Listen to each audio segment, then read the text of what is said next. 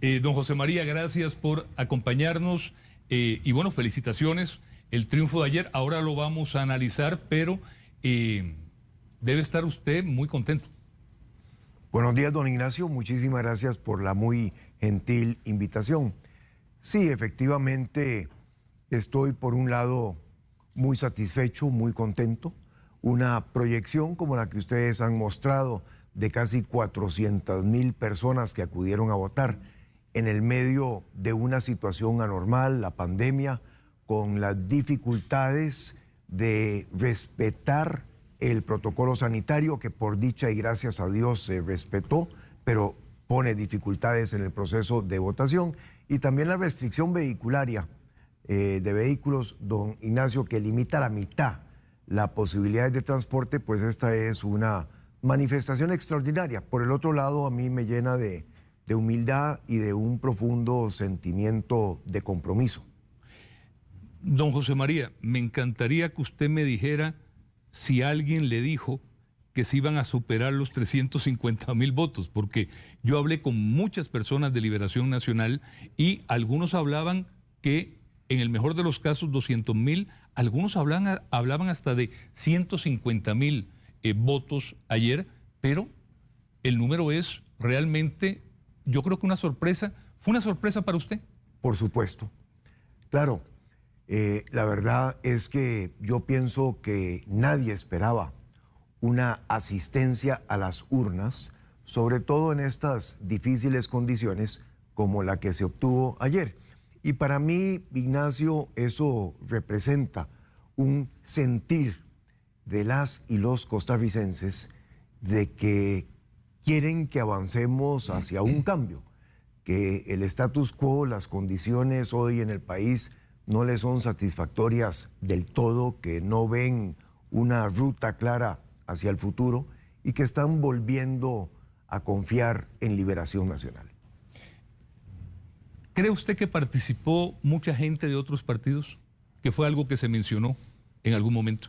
Puede ser posible, Ignacio, que participara alguna gente, y si eso fue así, me parece que refuerza el argumento que presento de que más personas están viendo en Liberación Nacional el partido que tiene las personas con la experiencia, con la capacidad de conducir los asuntos del Estado, sobre todo en un momento como el que vivimos. Bienvenidos sean.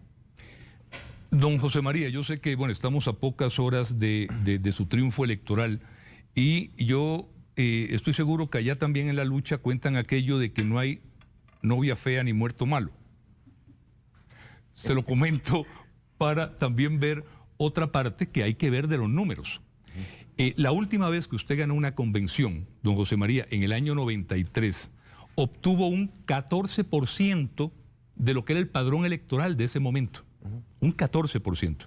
Inclusive para ganar, meses después, lo que tuvo que hacer fue un poco más que duplicar los votos que tuvo en la convención. En esta ocasión, ayer, usted no obtiene un 14% del padrón electoral, obtiene aproximadamente un 4%. Para ganar una convención con más del 40%, va a necesitar por lo menos multiplicar por 6 o por 7 el número de votantes de ayer. ¿Es consciente usted de ese reto? Sí, por supuesto. Yo pienso, Ignacio, que las condiciones que usted menciona de hace más de 20 años a hoy son muy distintas. En aquel entonces vivíamos el bipartidismo en Costa Rica. Hoy en día es una situación completamente diferente. Pero a mí me parece también, Ignacio, que en esta oportunidad, y ahí entonces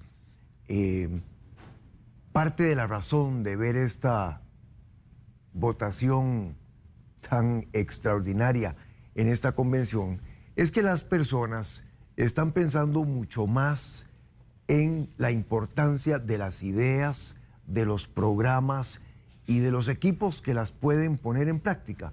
Y yo lo que pienso aquí, Ignacio, es que sobre todas las cosas, lo que Liberación Nacional presentó por medio de 5 precandidatos fue un grupo de personas capaces, que le han dedicado tiempo a reflexionar sobre los problemas de Costa Rica, que presentaron soluciones, algunas gustaron más que otras, pero que todos presentaron soluciones. Y eso a mí me parece que es una contribución importantísima del Partido de Liberación Nacional a fortalecer nuestra democracia y a transformar Costa Rica. Ningún otro partido me parece que hoy en día tiene esa capacidad, ojalá la tuvieran, pero por eso precisamente, por esa fortaleza de ideas, de personas, de equipos, es que me parece que podemos avanzar con mucho trabajo a un triunfo en las elecciones nacionales. Nada más viendo lo último para atrás, es decir, de la convención que acaba de terminar. La convención del 93, la misma convención del 2017, para usar un eufemismo, don José María, fueron muy intensas. ¿Cuál calificativo usted les pondría? Sí, por intensas. supuesto. Muchas gracias. ¿Cómo califica la que terminó ayer? Porque yo la veo, no quiero adelantarme a su respuesta, pero la veo muy diferente a las anteriores. Yo la veo completamente diferente al resto. Las convenciones anteriores que usted tiene la amabilidad de calificar de intensas fueron inclusive confrontacionales. La última que tuvimos hace 4 años fue muy confrontacional. Ese sigue siendo un eufemismo. Bueno, y yo no me siento para nada orgulloso de eso. Uno debe aprender de los errores y de los aciertos, pero sobre todo de los errores. Pienso que cometimos un error en la confrontación de la convención anterior. En esta yo he sido muy claro desde el primer momento en decir que venía para unir a Liberación Nacional, que haría mi máximo esfuerzo posible para que eso fuera así. Y de hecho que anoche, antes de presentarme a la Casa Liberacionista José Figueres Ferrer, conversé con los otros 4 precandidatos, don Claudio Alpizar y don Carlos Ricardo Benavides, tuvieron la amabilidad de llamarme. Yo tomé la iniciativa para llamar a don Rolando y a don Roberto. Yo quedé impresionado, bien impresionado con algunos de los planteamientos que ellos hicieron durante los debates, y quiero conversar con ellos porque tenemos que estar todos unidos, en el país, don Ignacio. Costa Rica está al borde de un precipicio, no podemos darnos el lujo de dar un paso en falso, y es con el aporte de todas y de todos que vamos a poder transformar a nuestra patria. ¿Ve en alguna función en su campaña o eventualmente en su gobierno alguno de los otros 4 precandidatos? Es temprano para hablar de gobierno. Yo aspiro a conformar lo que yo llamaría una selección nacional. La base de esa selección será, por supuesto, liberacionista, pero no excluyo para nada, don Ignacio, llamar a algunas personas de algunos otros sectores, porque precisamente la condición del país requiere del mejor equipo posible. Y sí, por supuesto, quisiera que se integraran los 4 compañeros precandidatos en lo que es la campaña que tenemos al frente. ¿Ya ha hecho contactos con miembros, no le voy a preguntar los nombres, no se preocupe, pero con personas fuera de Liberación Nacional? He tenido algunas conversaciones. Me parece que esa es parte de mi responsabilidad. Si las y los costarricenses están confiando en este servidor para ir adelante, yo debo darme a la tarea de conformar esa selección nacional. Ronald Alfaro, investigador del CIEP y del Programa del Estado de la Nación, ha mencionado y pues ha estudiado el tema con mucho cuidado, y él dice que Liberación Nacional se ha convertido en un partido de periferias, que ha perdido la fuerza que tenía en el centro. ¿Cómo usted ve eso?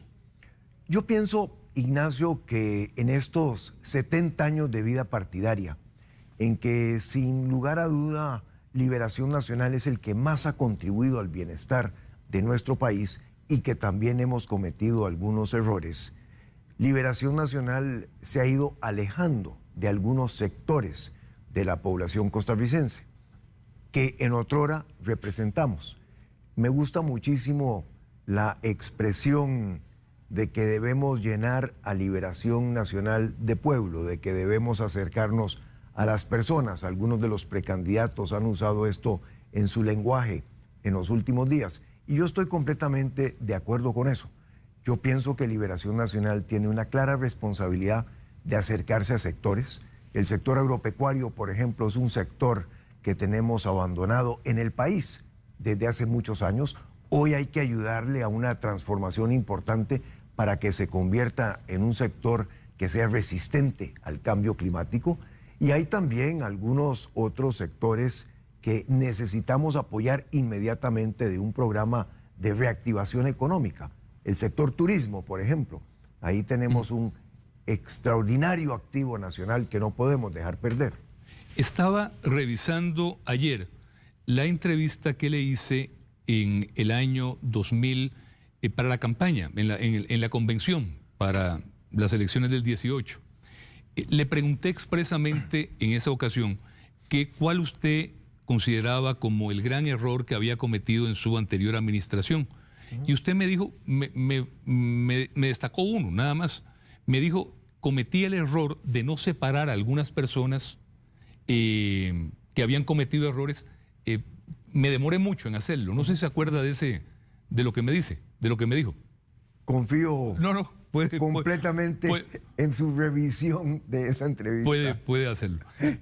La pregunta a la que voy es, cuando ve para atrás, sabiendo, y creo que usted lo debe tener muy claro, don José María, que el camino que comienza hoy va a tener que no solamente estar marcado con propuestas para futuro, sino que también con reconocimiento de errores, para decir, lo reconozco, aprendí de ellos y no voy a volver a cometerlos.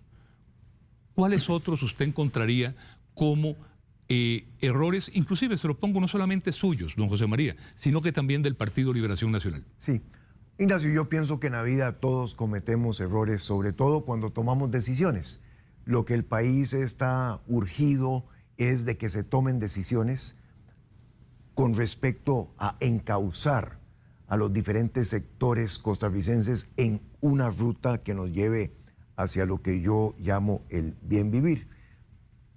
Cuando yo reflexiono sobre el primer gobierno, uno de los errores importantes fue el no dedicarle suficiente tiempo a concertar y a conciliar y a crear un consenso alrededor de algunas de las medidas que tomamos. Uno piensa que porque uno ha analizado un problema o una situación, el conocimiento que se adquiere en ese análisis para tomar la mejor decisión lo tienen todas las personas, y eso no es así. A mí me parece que en el país hay que hacer un gran esfuerzo por explicar, por convocar, por participar a los diferentes sectores, a las personas, de los retos que tenemos hoy para adelante, y alrededor de ese entendimiento entonces poder avanzar en la toma de las decisiones que son necesarias. Yo creo recordar que usted fue, allá en los 90, uno de los primeros presidentes que comenzó a usar el término de ingobernabilidad. Sí, señor. Me acuerdo que usted lo enfatizó. El discurso del 1 de mayo de 1995 al Congreso usé el término de ingobernabilidad para señalar lo difícil que empezaba a ser la toma de decisiones en el país. Ahora, imagínese, en eso sí tengo que confirmarlo, pero en el dato que le voy a decir, usted estaba en ese informe a la Asamblea Legislativa hablándole a una Asamblea Legislativa que estoy seguro que, no lo recuerdo con precisión, pero probablemente más del 90% eran o diputados de Liberación o diputados de la Unidad. Sí, señor. ¿Eso ha cambiado? Completamente. Totalmente. Claro. En este momento de tanto fraccionamiento político, ¿cómo usted ve la situación? ¿Cómo ve la posibilidad esa que mencionaba de que hay que unir? Porque sí, hay que unir el país. Claro. Pero si era difícil, si éramos ingobernables, con dos partidos que prácticamente tenían el 90% de la asamblea en el 94-98, don José María, ahora la situación es infinitamente más, usemos el término, ingobernable. Es una situación más compleja y más retadora.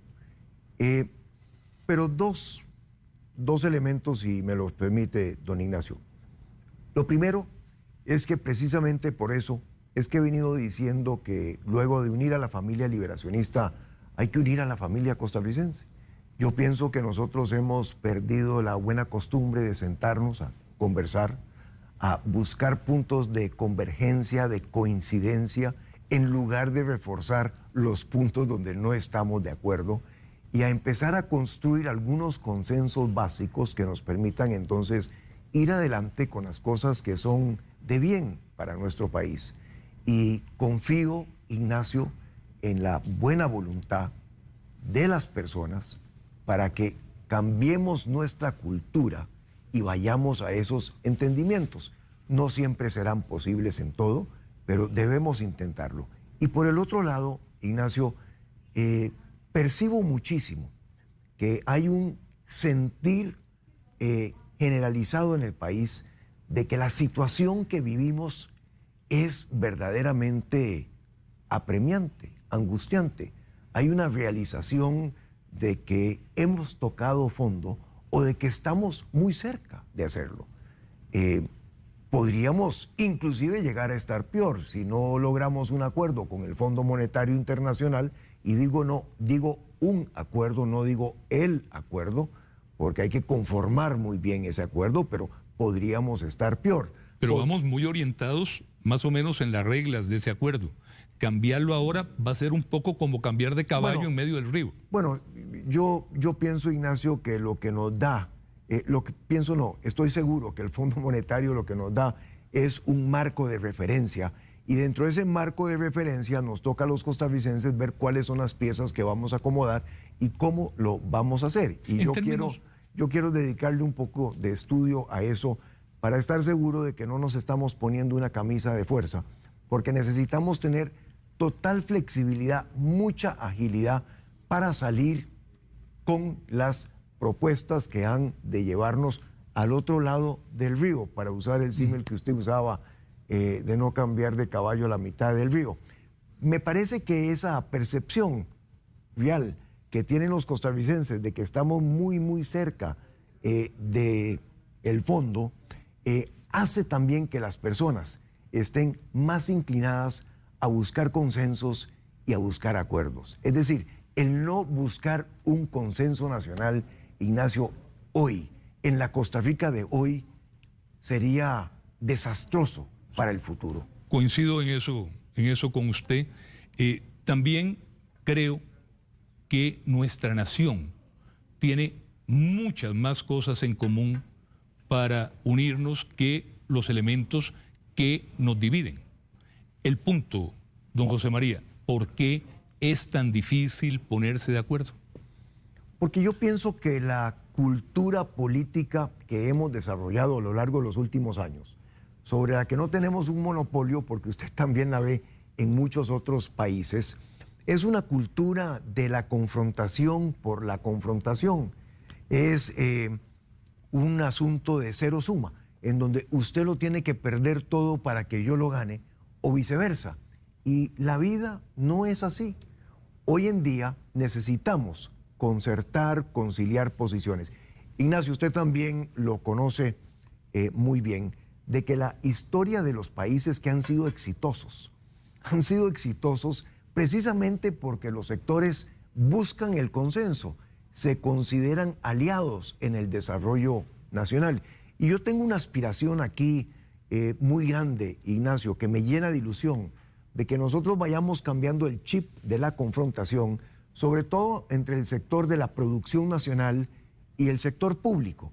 El sector público debe entender que en la producción nacional, empresas, cooperativas, asociaciones solidaristas, otras organizaciones, ahí es donde vamos a generar las oportunidades de trabajo que requiere Costa Rica. Nos debemos a ellos, pagan los impuestos que le permiten al Estado ir adelante, crean las oportunidades de trabajo mucho más importantes que requieren los costarricenses. Y en el sector de la producción nacional necesitamos visualizar que en el sector público no es que todos amanezcan en no o que no quieran hacer las cosas. Muchas veces están enredados en los mecates, en una bejuquera que tenemos angustiosa de leyes, reglamentos, decretos y cosas que no dejan al funcionario público actuar. Esa bejuquera hay que entrar a identificarla ya para empezar a cortarla. Necesitamos ir a un país mucho menos entrabado que le permita al sector productivo nacional, a los emprendedores, avanzar con las cosas que quieren hacer. Como usted lo llama, esa bejuquera tiene raíces profundas y está basada en profundos prejuicios, tanto de un lado como del otro. como del otro. Sí, señor. Y tenemos que ir en contra de los prejuicios. Hay que ir a favor de Costa Rica.